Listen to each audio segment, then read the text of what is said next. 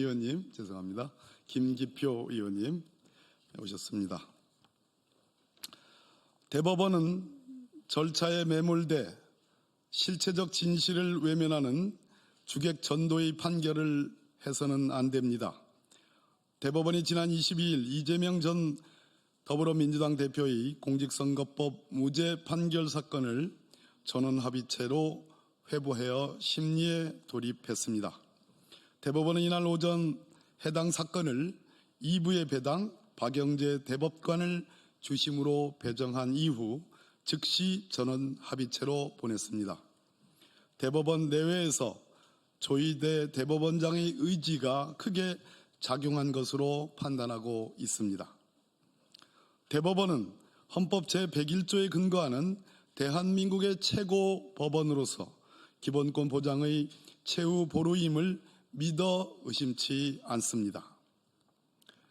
그러나 이번 전격적인 전원합의체 회부 결정은 지극히 빠르게 이루어진 것으로 국민으로 하여금 많은 의문을 자아내고 있습니다. 대법원 법원행정처는 지난해 9월 말 선거법 재판기한 준수를 의미하는 소위 633 조항을 지켜달라고 전국 법원에 권고한 바 있습니다. 이 역시 조 대법원장의 평소 지론이 반영된 것으로 보입니다. 재판기간 준수를 통한 신속한 재판은 존중되어야 할 원칙이지만 그 자체가 목적일 수는 없습니다.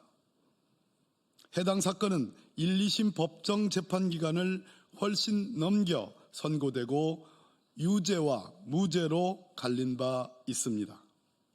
대법원 재판부는 선소부 후 전합체 심리 판결이 기본입니다. 소부에서 심리한 이후 법리적 해석이 중대하거나 판례 변경 및 사회적 이목을 끄는 중요 사건 등 필요한 사안에 한해 예외적으로 전원합의체에 회부하는 것이 원칙입니다. 이번 사건은 여러 직간접적 법률적 쟁점이 있는 사건으로 전원합의체 회부는 예견됐고 이해할 수 있는 일입니다.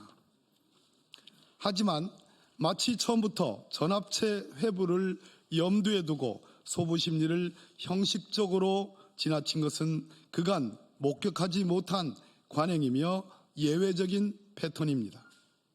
따라서 국민은 법리적 측면보다는 정치적 고려에 의한 결정이 아닌지 의심하고 있습니다. 대법원은 국민의 주권 행사가 임박한 시점, 즉 현직 대통령 파면에 의한 대통령 보궐선거를 앞두고 원칙을 앞세워 또 다른 변침을 시도한 셈입니다.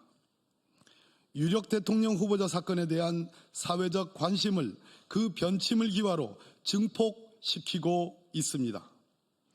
유력 대통령 후보라는 이유만으로 그 피고 사건을 특별히 다르게 취급하는 것도 그것이 가져올 정치, 사회적 파장을 고려하면 타당하지 않습니다. 대법원 스스로 그간 지키기 위해 노력한 정치적 중립성과 독립성을 훼손할 위험성이 있는 것은 아닌지 돌아보시길 바랍니다. 재판기간 내 선고라는 절차에 매몰돼 실체적 진실을 외면하는 주객전도의 판결이 있어서는 결코 안 됩니다. 대법관 12분의 충실한 기록 검토와 충분한 합의가 이루어져야 할 것입니다. 국민들은 이 점을 똑똑히 지켜볼 것입니다. 2025년 4월 23일 국회 법제사법위원회 더불어민주당 조국혁신당 위원 일동입니다. 네, 고맙습니다.